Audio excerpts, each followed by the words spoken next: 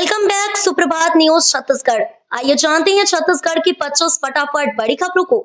साथ ही daily update रहने के लिए चैनल को सब्सक्राइब करने के साथ वीडियो को लाइक जरूर करें। छत्तीसगढ़ में देवी स्थलों से जुड़ी योजनाओं का उद्घाटन करेगी राष्ट्रपति द्रौपदी मुर्मू आज छत्तीसगढ़ प्रवास पर आएंगे। वे अंबिकापुर में भगवान बिरसा मुंडा की जयंती पर होने वाले आयोजनों में शामिल होंगे। जानकारी के मुताबिक राष्ट्रपति अपने प्रदेश प्रवास के दौरान वैद्यों देवी स्थलों से जुड़ी 2 योजनाओं का उद्घाटन भी कर सकती हैं। पहली योजना परंपरागत उपचार करने वाले वैद्यों के लिए है। मुख्यमंत्री वैद्यराज सम्मान निधि के तहत ऐसे वैद्यों को हर साल 5,000 रुपए विभाग डीबीटी के माध्यम से दे देगा। इन वैद्यों का चयन 3 स्तर पर होगा। ऐसे 50 वैद्यों को कार्यक्रम में शामिल होने के लिए बुलाया भी गया है, जिनमें से 5 से 10 वैद्यों को मंच पर राष्ट्रपति सम्मानित भी करेंगे। छत्तीसगढ़ में मखाना की खेती को मिलेगा बढ़ावा। छत्तीसगढ़ में मखाना की खेती को बढ़ावा देने के लिए मखाना बोर्ड का गठन किए जाएगा। केंद्रीय कृषि मंत्री शिवराज सिंह चौहान ने घोषणा की है। धमतरी जिले के किसान मखाना की खेती कर बढ़े हैं। केंद्रीय कृषि मंत्री शिवराज सिंह चौहान ने धमतरी जिला प्रवास के दौरान घोषणा की कि राज्य में मखाना उत्पादन को प्रोत्साहित करने हेतु एक मखाना बोर्ड का गठन किया जाएगा। ये बोर्ड मखाना की खेती, प्रसंस्करण और बाजार विकास को समन्वित करने में प्रमुख भूमिका निभाएगा। छत्तीसगढ़ सरकार का बड़ा फैसला, शिक्षा विभाग के अधीन होंगे सभी प्ले स्कूल। छत्तीसगढ़ सरकार ने प्रदेश में संचालित सभी प्ले स्कूलों के संचालकों को लेकर दिशा निर्देश जारी किया है, जिसमें कहा गया है कि 3 महीने के भीतर सभी प्ले स्कूल का रजिस्ट्रेशन कराना अनिवार्य होगा। साथ ही रजिस्ट्रेशन में सभी को प्ले स्कूल लिखवाना अनिवार्य होगा। वहीं प्ले स्कूल में 3 साल से कम बच्चों को एडमिशन नहीं दिया जा सकेगा। छत्तीसगढ़ शासन स्कूल शिक्षा विभाग मंत्रालय महानदी भवन नया रायपुर अटल नगर द्वारा जारी पत्र में स्कूल शिक्षा विभाग ने गाइडलाइंस जारी किया है, जिसमें कहा गया है कि छत्तीसगढ़ में संचालित सभी प्ले स्कूल अब स्कूल शिक्षा विभाग के अधीन होंगे। मंत्रालय में AEBAS प्रणाली लागू, आज से ट्रायल शुरू। 1 दिसंबर से सभी विभागों में अनिवार्य। छत्तीसगढ़ सरकार ने मंत्रालय में समय पालन और पारदर्शिता सुनिश्चित करने के लिए बड़ा कदम उठाते हुए आधार आधारित बायोमेट्रिक उपस्थिति प्रणाली लागू करने का निर्णय लिया है। महानदी भवन और इंद्रावती भवन में कार्यरत सभी विभागों में ये प्रणाली 1 दिसंबर 2025 से अनिवार्य होगी, जबकि इसका ट्रायल आज से शुरू हो जाएगा। बुधवार को मुख्य सचिव विकासशील की मौजूदगी में वरिष्ठ अधिकारियों की बैठक में नए सिस्टम का लाइव प्रदर्शन किया गया। इसमें फेशियल ऑर्थेटिक्शन और दीवार पर लगाए गए आधार सक्षम बायोमेट्रिक उपकरणों का डेमो दिखाया गया है।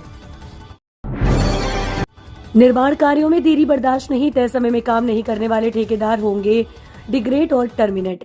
छत्तीसगढ़ लोक निर्माण विभाग ने निर्माण कार्यों की गुणवत्ता और गति बढ़ाने के लिए कड़ा रुख अपनाया है। विभागीय सचिव डॉक्टर कमलप्रीत सिंह ने स्पष्ट निर्देश दिए हैं कि अनुबंधित समय सीमा में काम पूरा नहीं करने वाले ठेकेदारों को डिग्रेड और टर्मिनेट किया जाएगा। नवा रायपुर स्थित निर्माण भवन में बस्तर परिक्षेत्र के मुख्य अभियंताओं, अधीक्षण अभियंताओं और सभी कार्यपालन अभियंताओं की समीक्षा बैठक में सड़क, सेतु और भवन निर्माण कार्यों की विस्तृत प्रगति रिपोर्ट ली गई। डॉक्टर सिंह ने RCPL, WAE और राष्ट्रीय राजमार्ग से जुड़े कार्यों की स्थिति की समीक्षा भी की। सरकार ने किसानों को दी एक और बड़ी सौगात। कृषि एवं किसान कल्याण मंत्रालय ने प्रधानमंत्री फसल बीमा योजना के तहत किसान भाई बहनों को बड़ी सौगात दी है। मंत्रालय ने जंगली जानवरों द्वारा फसलों के नुकसान और धान जलभराव को कवर करने के लिए नई प्रतिक्रियाओं को औपचारिक रूप से मान्यता दे दी है। संशोधित प्रावधानों के अनुसार जंगली जानवरों द्वारा फसल नुकसान को स्थानीयकृत जोखिम श्रेणी के 5वें एंड ऑन कवर के रूप में मान्यता दी गई है। राज्य सरकारें जंगली जानवरों की सूची अधिसूचित करेंगी तथा ऐतिहासिक आंकड़ों के आधार पर अत्यधिक प्रभावित जिलों, बीमा इकाइयों की पहचान करेंगी। छत्तीसगढ़ गृह निर्माण मंडल के राज्य स्तरीय आवास मेला 2025 की तैयारी जोरों पर। प्रदेश के नागरिकों को आवासीय योजनाओं की संपूर्ण जानकारी एक ही स्थान पर उपलब्ध कराने के उद्देश्य से छत्तीसगढ़ गृह निर्माण मंडल द्वारा राज्य स्तरीय आवास मेला 2025 का आयोजन 23, 24 एवं 25 नवंबर 2025 को रायपुर के शंकर नगर स्थित BTI ग्राउंड में किया जा रहा है। मेले की तैयारियां अंतिम चरण में हैं और मंडल के अधिकारी कर्मचारी पूरे प्रदेश में व्यापक स्तर पर प्रचार प्रसार एवं तकनीकी व्यवस्थाओं को सुनिश्चित करने में जुटे हुए हैं। अध्यक्ष अनुराग सिंह देव ने कहा कि छत्तीसगढ़ के हर नागरिक को स्वयं आवास उपलब्ध कराना मंडल की सर्वोच्च प्राथमिकता है।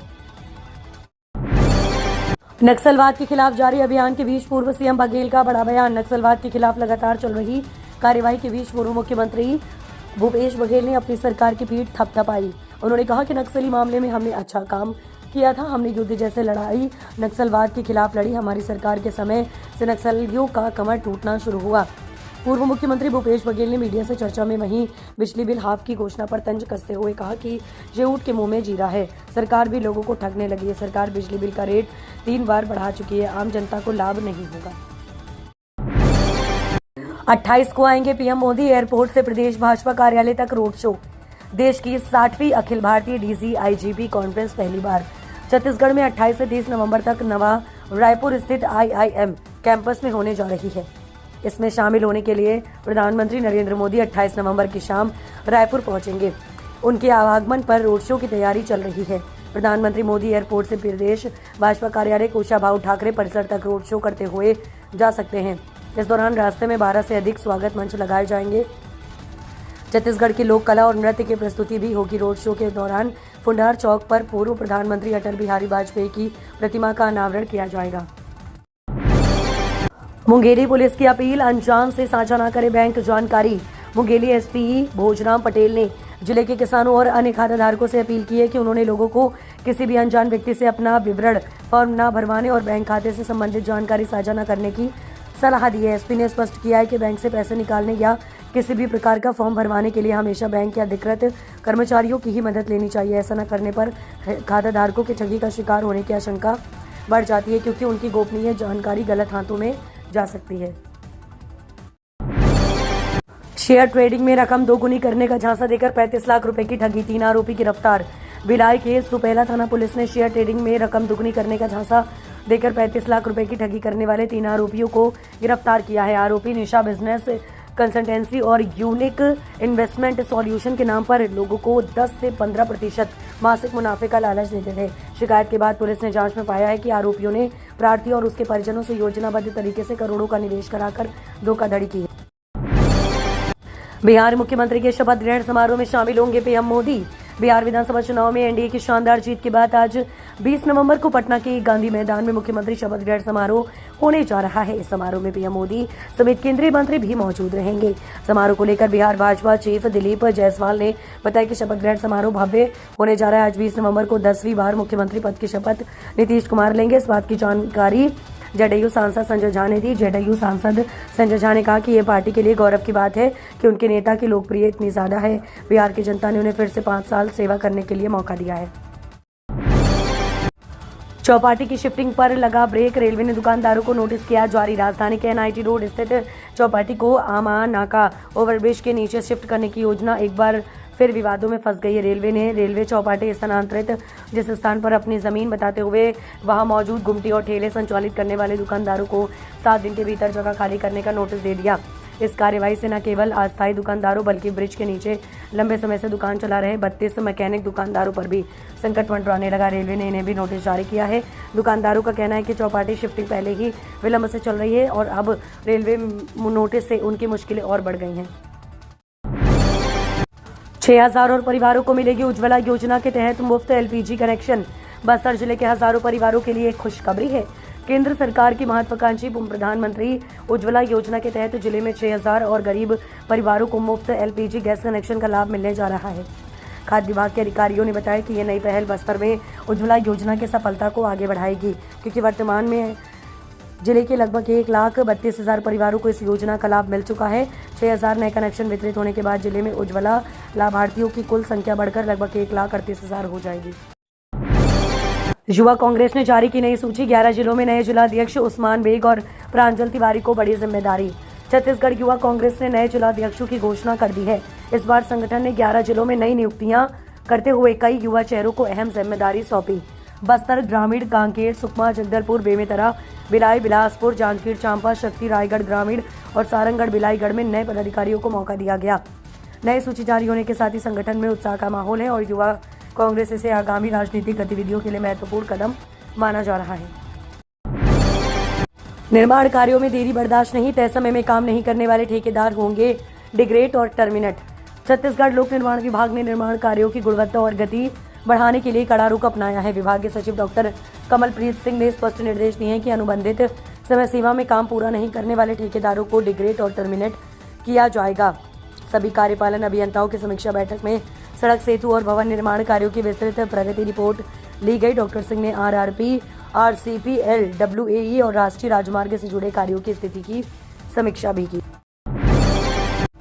छत्तीसगढ़ में शीतलहर का अलर्ट जारी, इन जिलों में पड़ रही कड़ाके की ठंड। छत्तीसगढ़ में इन दिनों कड़ाके की ठंड पड़ रही है। मौसम विभाग ने छत्तीसगढ़ के उत्तर और मध्य क्षेत्र में शीतलहर का अलर्ट जारी किया है। मौसम विभाग के अनुसार अगले 2 दिनों तक इस इलाके में शीतलहर की संभावना है। 2 दिनों के बाद लोगों को ठंड से हल्की राहत मिलने की उम्मीद है। अभी पारे में गिरावट का दौर जारी है, लेकिन आने वाले समय में तापमान में 3 डिग्री तक की वृद्धि हो सकती है। मौसम विभाग के अनुसार 4 दिनों के बाद तापमान में 2 से 3 डिग्री की वृद्धि की संभावना है।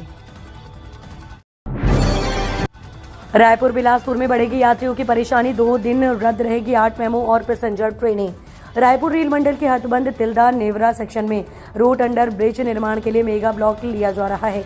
इस काम के तहत बॉक्स पुशिंग के लिए रिलीविंग गर्डरों को लॉन्च किया जाना है। निर्माण कार्य के कारण रेलवे ने 20, 22, 23 और 24 नवंबर को अलग अलग लाइनों पर 3 से 4 घंटे का ट्रैफिक और पावर ब्लॉक तय किया है। इसके चलते 23 और 24 नवंबर को कुल 8 मेमो और पैसेंजर ट्रेनें बंद रहेंगी। वहीं कुछ ट्रेनों को बीच रास्ते ही समाप्त किया जाएगा। 20 और 23 नवंबर को झारसुगुड़ा से चलने वाली 68,862 झारसुगुड़ा गोंदिया मेमो पैसेंजर बिलासपुर तक ही चलेंगी। बिलासपुर से आगे गोंदिया तक ये पूरी तरह रद्द रहेंगी। पीसीसी चीफ दीपक बैज ने कहा, पीएम सूर्य घर योजना फेल। 30 नवंबर तक 400 यूनिट हाफ बिजली बिल योजना लागू नहीं हुई तो सीएम हाउस का करेंगे घेराव। दिल्ली दौरे से लौटे प्रदेश कांग्रेस अध्यक्ष दीपक बैज ने छत्तीसगढ़ में बिजली बिल को लेकर सरकार पर निशाना साधा। बैज ने कहा कि सरकार ने 200 यूनिट हाफ कर जनता को फिर धोखा दिया। कांग्रेस की 400 यूनिट बिल हाफ योजना को बंद किया गया। 4 बार बिजली की दरें बढ़ाई गई। स्मार्ट मीटर लगाकर अतिरिक्त वसूली की जा रही है। उन्होंने कहा कि 30 नवंबर तक 400 यूनिट हाफ बिजली बिल योजना लागू नहीं की गई तो सीएम हाउस का घेराव करेंगे। बस्तर पर्यटन में दिखने लगी रौनक, क्रिसमस न्यू ईयर के लिए होटल रिजॉर्ट में बुकिंग तेज। नए साल के स्वागत से पहले ही बस्तर पर्यटन में रौनक दिखाई देने लगी। दुनिया भर में अपनी प्राकृतिक सौंदर्य और जलप्रपातों के लिए विख्यात बस्तर इन दिनों नए साल के सेलिब्रेशन के लिए तैयार हो रहा है। आपको बता दें कि तीरथगढ़ जलप्रपात में एक बार फिर मोटल की शुरुआत हो चुकी है। इससे यहां आने वाले पर्यटकों को भोजन और ठहरने की सुविधा मिलेगी।